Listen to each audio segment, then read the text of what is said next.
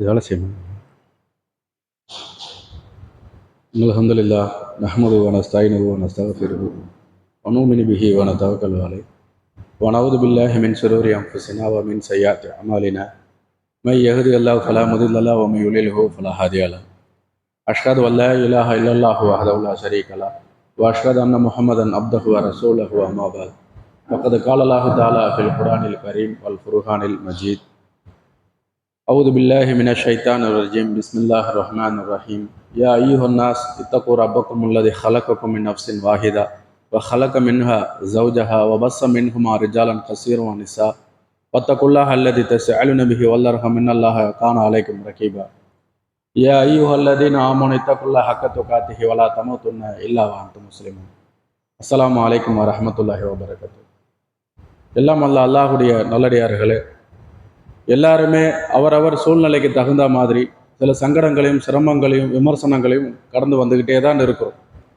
அப்படி கடக்கக்கூடிய நேரங்கள்லாம் நம் உள்ளம் சொல்லக்கூடியது என்னன்னா, இந்த உலகத்திலே நாம் மட்டும்தான் இந்த கஷ்டத்தை அனுபவிக்கிறோம், நம்மளை தவிர யாருக்குமே இது மாதிரி கஷ்டம் வந்தது கிடையாது, அல்லாஹ் பாதுகாக்கணும். சில நேரங்களில் அல்லாஹ் பாதுகாக்கணும், நமக்கு வந்த துன்பம் யாருக்கும் ஏற்பட்டுறக்கூடாது, எனக்கு வந்த இந்த மன உளைச்சல் யாருக்கும் வந்துடக்கூடாது, நான் சந்தித்த மாதிரியான ஒரு சூழ்நிலையை யாருமே சந்திச்சிடக்கூடாது. நல்ல எண்ணம் தான். ஆனால் என்ன அதில் நம்ம விளங்க வேண்டியது இருக்குன்னா, நாம தான் ஆக கடைசியில் யாரும் கண்டிடாத ஒரு சோதனையும் கஷ்டத்தையும் சந்திக்கிறோம் அப்படின்னு நினைப்பதுடைய விளைவு என்ன ஆகுதுன்னு சொன்னால், இன்னும் நம்மளை கொண்டு போய் ஒரு மன அழுத்தத்துக்கு தள்ளக்கூடியதை பார்க்குறோம். சரி, மன அழுத்தத்துக்கு தள்ளப்பட்ட நாம் அதிலிருந்தாவது விடுவிக்கப்படுகிறோமான்னு பார்த்தோம்னா, ஒரு கட்டத்துக்கு மேலே சில நபர்கள் இந்த மார்க்கத்தை விட்டு வெளியேறக்கூடியதெல்லாம் பார்க்குறோம். மார்க்கத்தை விட்டு வெளியேற ஜமாத்தை சொல்லலை, ஏகத்துவ கொள்கை இருக்குல்ல, அந்த கொள்கையெல்லாம் விட்டு தடுமாறுவதெல்லாம் பார்க்குறோம்.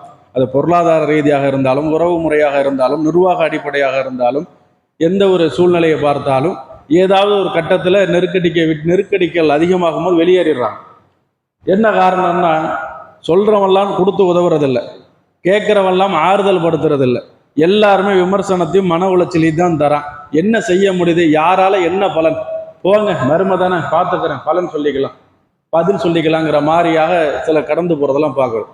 அப்போ என்ன காரணம் அப்படின்னு பார்த்தோம்னா, நாம் அடைந்த துன்பத்தை யாரும் அடையலை அப்படிங்கிறது தான். அப்போ அதுக்கு தான் அல்லாஹ் குரானில் பல இடங்களில் கேட்கும் போதெல்லாம் பார்த்தோம்னா கூட, அஃபலா தப்பருணல் குரான், இந்த குரானை நீ சிந்திக்க மாட்டீர்களா, விளங்க மாட்டீர்களா, கேட்டுட்டு அதிகமாக அல்லாஹ் குரானில் சொல்லக்கூடிய செய்திகள் என்னன்னா, இதில் நிறைய அழகிய வரலாறுகள் உங்களுக்கு இருக்குது, நிறைய செய்திகள் இருக்குது. இதை நீங்கள் பார்த்தாலே மன ஆறுதல் அடையலாம். இப்போ மன ஆறுதல், இவ்வளோ கஷ்டம்னு நினைக்கிறோம்ல, எப்போ நமக்கு மனம் ஆறுதல் அடையுதுன்னா, நம்மளையும் தாண்டி ஒருத்தவனை பார்க்கும்போது அல்ஹம்துலில்லாஹ் இவனுக்கு நம்ம பரவாயில்லடா, எப்பா இவன் சொல்றதை கேட்டால் நம்ம அதுக்கு எவ்வளவோ தேவலாம்ல இருக்க. இப்படி தான் அல்லாஹ் அந்த குரானில் சொல்லக்கூடிய வரலாறுகள், நபிமார்கள் கடந்து வந்த அந்த பாதைகள், நபி தோழர்கள் கடந்து வந்த பாதைகள், இது எல்லாத்தையும் எடுத்து பார்த்தோன்னு சொன்னால் அவர்களுக்கு முன்னால் நம்ம எவ்வளவோ தேவலாண்டா அப்படிங்கிற மாதிரி மனநிலைக்கு நம்மளே வந்துடும். அப்போ எங்க மன ஆறுதல் இருக்குன்னு பார்த்தோம்னா, அல்லாஹுடைய இந்த மார்க்கத்தில் அழகிய முறையில் தொழுவதிலும் குரான் ஓதுவதில் தான் மன ஆறுதல் இருக்குன்னு அல்லாஹ் தெளிவாக டிக்ளேர் பண்ணிட்டான். அப்போ டிக்ளேர் பண்ணக்கூடிய விஷயங்களை, சில செய்திகளை நம்ம புரட்டி பார்க்கும் பொழுது, நபி தோழர்கள் நம்மள மாதிரி மனுஷன் தானே, நபிமார்கள்னா கூட ஒரு பங்கு மேலே, நபி தோழர்கள்லாம் நம்மள மாதிரி மனுஷன்.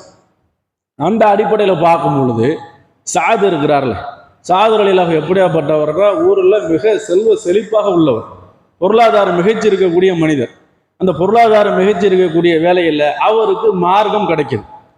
வணக்கத்துக்கு அல்லாவை தவிர யாரும் கிடையாது, இந்த லாத்து உசா மனா எல்லாம் குப்பை, அல்லாஹ்வுடைய தூதர் முகமது நபி அவர் தான் இறுதி தூதர், அவர் சொல்வதெல்லாம் சரின்னு தெளிவாக விளங்கிட்டார். இப்போ விளங்கின பிறகு என்ன ஆகுதுன்னு சொன்னால், ஒவ்வொருத்தரும் ரகசியமான முறையில் ஹிஜ்ரத் செஞ்சு போகிறாங்க. சிலர் அரபி, அந்த காட்டு அரபிகளால் கண்டுபிடிக்கப்பட்டுட்டாங்கன்னா அடித்து கொல்லப்படுவதும், சொத்துக்கள் மொத்தமாக பறிக்கப்படுவதும், குடும்பங்கள் பல துன்பங்களுக்கு ஆளாக்கப்படுவதும் இப்படியான ஒரு சூழ்நிலை. அப்போ அந்த மாதிரியான சூழ்நிலையில் பொருளாதாரம் மிஞ்சியவர்கள்ட்ட இவர்கள் வன்முறை கையாளுறாங்க, சொத்தை பறிச்சுக்கிட்டு விட்டுருவாங்க. இதுதான் நிலைமை. அப்போ அந்த மாதிரி நிலைமையில் என்ன செய்யறாங்க, சாது ஹிஜ்ரத் செய்யும் போது அவர் ஒரு கூட்டம், குறைஷி கூட்டம் மறைக்குது. மறைச்சு என்ன சொல்றாங்கன்னா, மக்காவில் சேகரித்த செல்வம் அத்தனையும் எடுத்துக்கிட்டு நீ வெளியில போய் சந்தோஷமா இருக்கலான்னு பாக்குறியா அப்படின்னு கேட்குறாங்க. கேட்ட அடுத்த செகண்டே சாது சொல்றாரு, இந்த சொத்துக்கள் எல்லாம் நான் உங்கள்கிட்ட கொடுத்துட்டா என்ன நீங்க விடுவிச்சிருவீங்களான்னு கேட்குறாரு. அப்ப கேட்ட உடனே பிரச்சனை இல்லை, எல்லாத்தையும் கொடுத்துட்டு போ. அவன் நோக்கம் என்ன? குறைஷிகள். அவனுக்கு இந்த உலகம் மட்டும்தான் பெருசா தெரியுது. அப்ப இந்த உலகத்தை பெருசா நினைச்சதுனால மொத்த செல்வத்தையும் சொத்துக்களையும் கொடுத்துட்டு போறாங்கிறான்.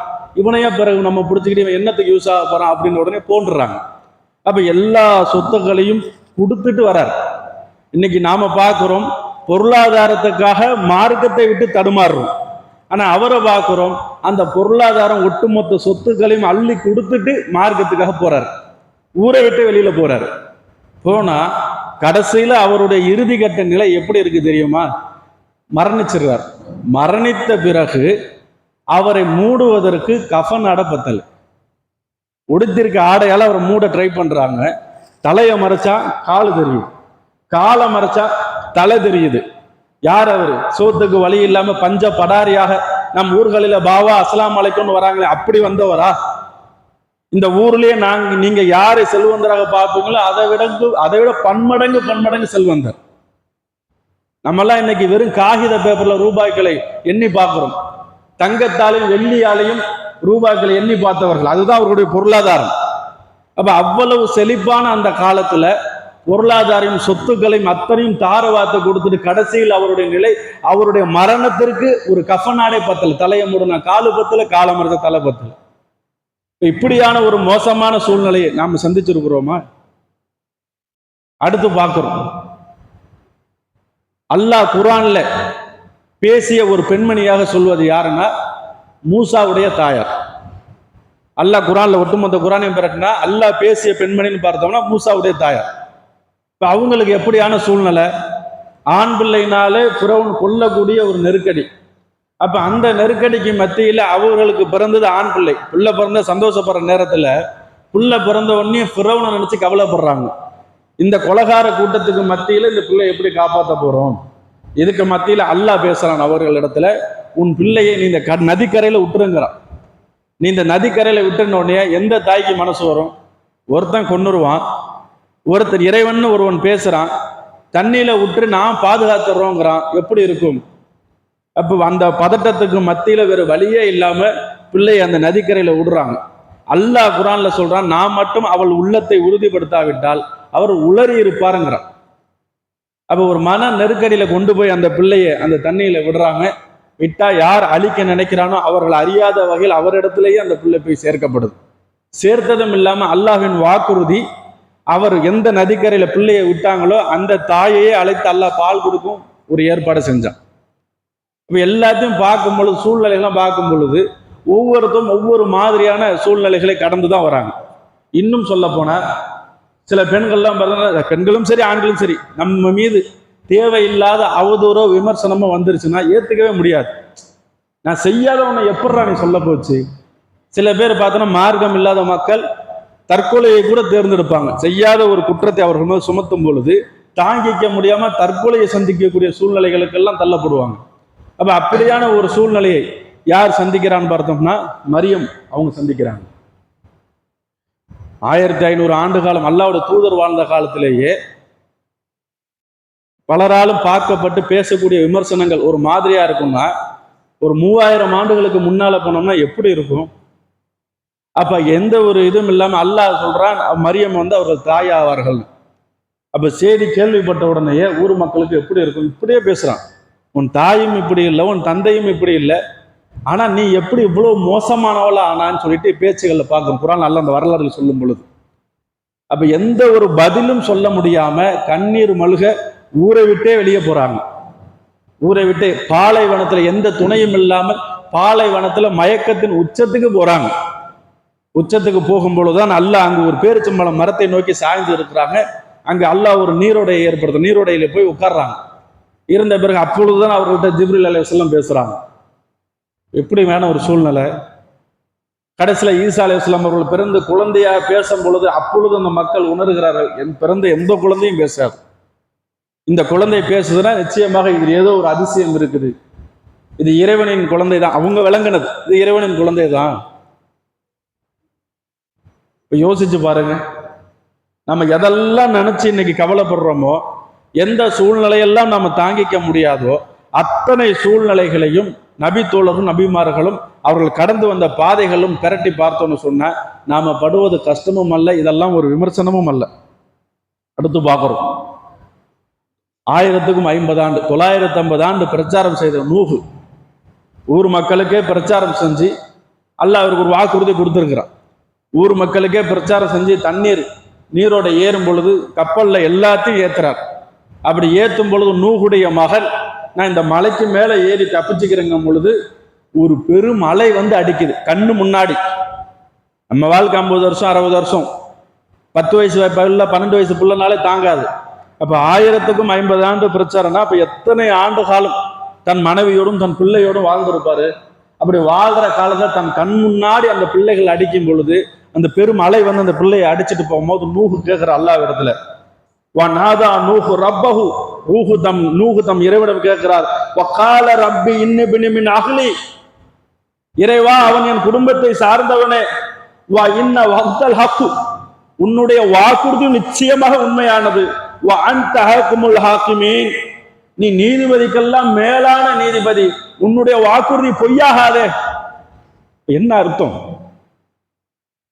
நீதான் இறைவன், நீ வாக்கு கொடுத்திருக்கிற, நீதிபதிக்கெல்லாம் நீதிபதி, உன்னுடைய வாக்கு பொய்யாகாதுன்னா அப்ப எப்படி இருக்கும் அவருடைய வேதனை? அப்ப அல்லாஹ் வாக்கு மீறிட்ட மாதிரியும் அல்லாஹ் நீதி தவறின மாதிரியும் கேட்கிறாரு. இந்த மாதிரியான நெருக்கடியை நாம் சந்திக்க கூடாது. எத்தனையோ பேர் அலைகள், இயற்கை பேரிடர்களை பார்க்கிறோம். ஒரு 5 ஆண்டு 6 வருஷத்துக்கு முன்னாடி ஸ்ரீலங்கா ஒரு பெரிய ஒரு வெள்ளப்பெருக்கு ஏற்படுது. கண்ணுக்கு முன்னாடி அந்த ஆம்பளை அந்த ஓட்டை பிடிச்சிட்டு நிற்கிற, ஓட்டுடைய மேற்கூரையை பிடிச்சிக்கிட்டு இருக்கிறான். பிடிச்சிக்கிட்டு இருக்கும் பொழுது அவன் கண்ணு முன்னாடி மனைவி பிள்ளைகள் இழுத்து பிடிக்கிறான். முடியல, ஒரு கட்டத்துக்கு மேல அந்த அலை அடிச்சு இழுத்துக்கிட்டு போகுது.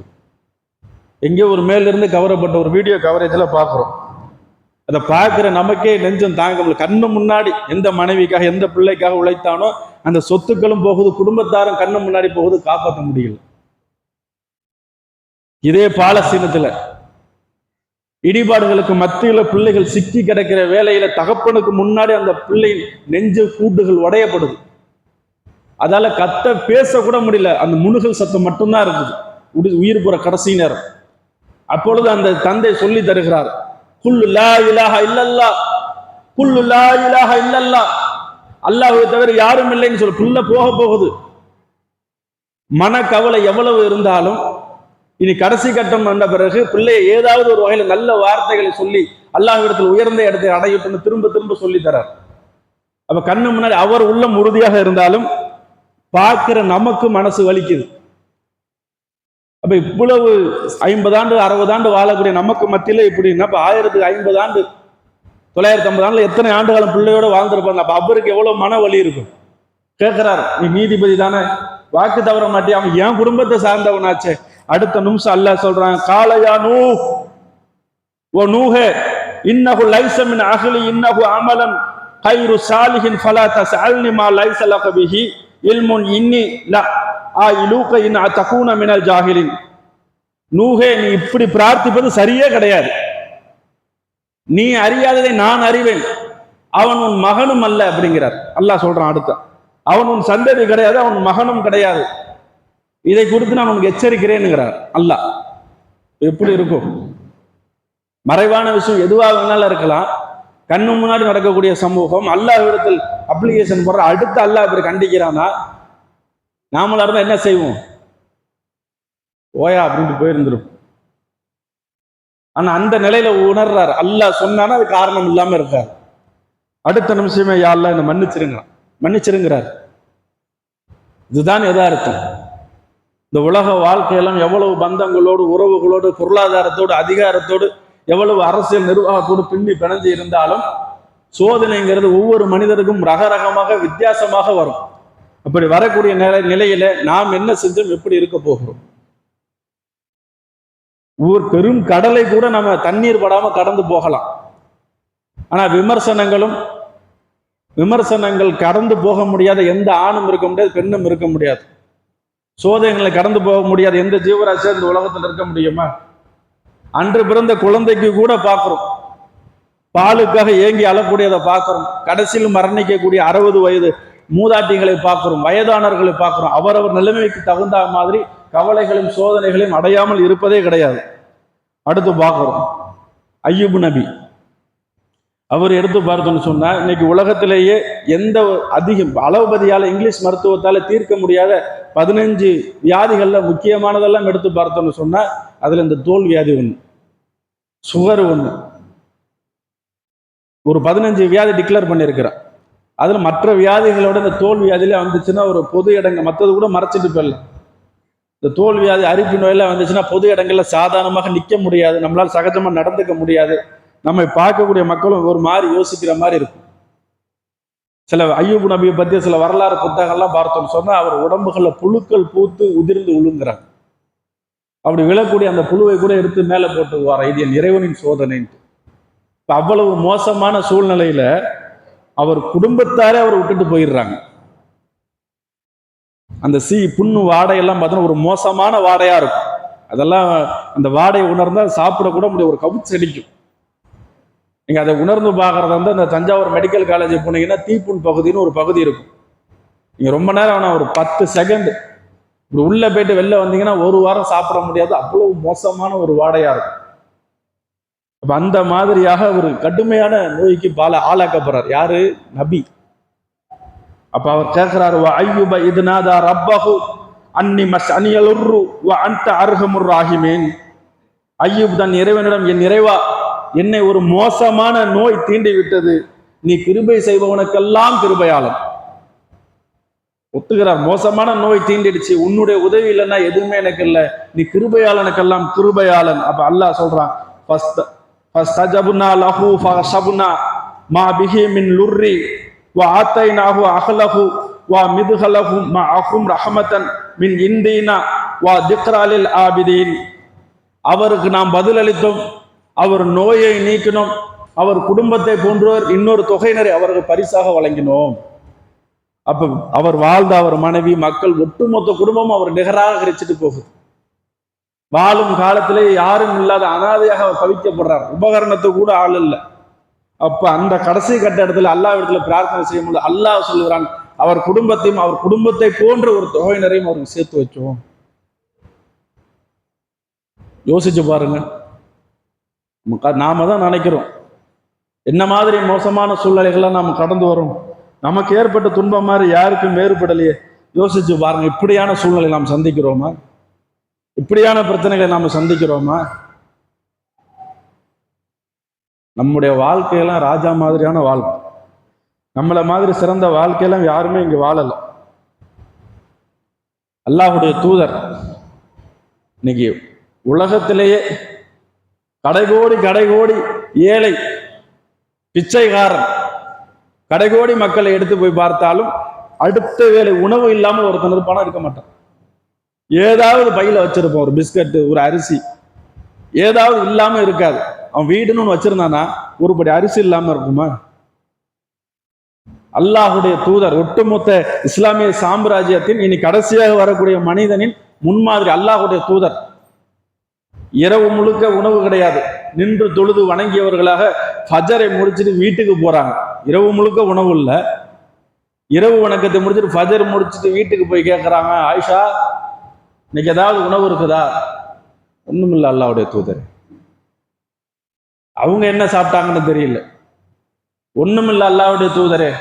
பிறகு அல்லாஹ்வுடைய தூதர் சொல்றாங்க, சரி நான் இன்னைக்கு நோன்பு வச்சுக்கிறேன். உலகத்திலும் இப்படி ஒரு வீட்டை நீங்க பார்த்திருக்க முடியுமா? எங்கேயாவது கேள்விப்பட்டிருக்க முடியுமா? ஒரு மன்னருடைய வீட்டில் இரவு முழுக்க உணவுள்ள விடிஞ்சு போய் வீட்டுல கேட்கிறார், ஒண்ணும் இல்லை, நான் நோன்பா இருந்துக்கிறேன்னு அப்படியே வந்துடுறாங்க. இன்னைக்கு அப்படியான நெருக்கடிக்கு ஆளாகி இருக்கிறோமா? நான் துன்பம் என்று நாம் எதை நினைத்தாலும் அல்லாஹ் உண்ண உணவை கொடுத்திருக்கிறான், பருக தண்ணீரை கொடுத்திருக்கிறான். நம் நிகழ்காலத்திலே பார்க்கிறோமே, இந்த காசா குடிக்க தண்ணி இல்லாம அந்த லாரியிலிருந்து ஒரே ஒரு சொட்டு தண்ணீர் வடியுது, அதுக்கு ஒரு சிறு பிள்ளை நாக்கை தொங்க போட்டுட்டு போய் அந்த ஒரு துளி தண்ணி என் நாக்கில் விழுந்துராதா? குடிக்கிறதுக்கு தண்ணி இல்லை. இப்படியான சூழ்நிலையை நாம் சந்திக்கிறோமா? எனக்கு ஏற்பட்ட துன்பம் யாருக்கும் ஏற்படலை, எனக்கு ஏற்பட்ட மாதிரி கவலை யாருக்கும் ஏற்படலை. கொஞ்சம் கம்பேர் பண்ணி பாருங்க.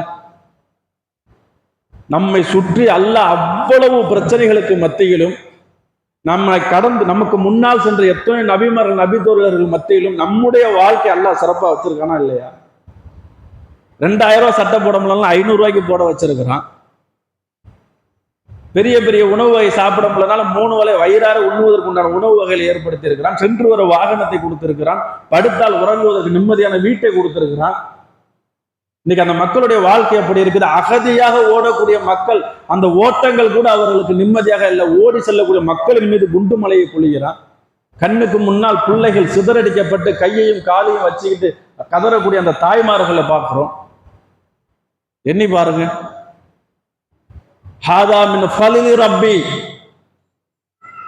நம் இறைவன் நமக்கு கொடுத்த மிக பெரும் அருட்கொடை இந்த வாழ்க்கை. இதுக்கே அல்லாஹ்வுக்கு நாம் மரணிக்கின்ற வரைக்கும் சஜிதாவில் கிடைக்கணும். அவர்களை ஒப்பிடும் பொழுது நாம் படக்கூடிய துன்பம் எல்லாம் துன்பமே இல்லை, கஷ்டம் எல்லாம் கஷ்டமே இல்லை. அல்லாஹ் வழங்கி இருக்கக்கூடிய இந்த அருளை கொன்று நம்மளால் மறுமைக்கு என்ன சேர்க்க முடியுமோ அதற்குண்டான உரிய வழிகளை கையாண்டு வெற்றி பெறக்கூடிய மக்களாக வல்ல இறைவன் என்னையும் உங்களையும் ஆக்க வேண்டும் என்று கூறி முதல் உரையை நிறைவு செய்கிறேன்.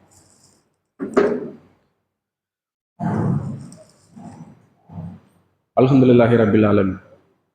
கண்ணியமிக்க சகோதர சகோதரர்களே, எதுக்காக இந்த செய்திகள் எல்லாம் உங்களிடத்துல சொல்றோன்னு பார்த்தோன்னு சொன்னா, ஒரு காலம் இருந்தது இந்த மக்களுடைய எண்ணிக்கை ரொம்ப குறைவா இருக்கும், எண்ணங்கள் பார்த்தோன்னா ரொம்ப அதிகம் பெருசா இருக்கும்.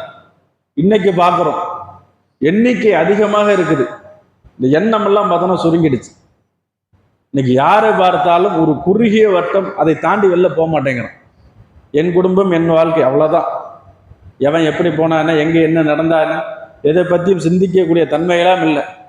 பக்கத்து வீட்டில் ஒரு மௌத்து நடக்குது, விடிஞ்சு யாராவது சொல்லி தான் தெரியுது, உன் வீட்டு பக்கத்தில் மௌத்தா தெரியுமா?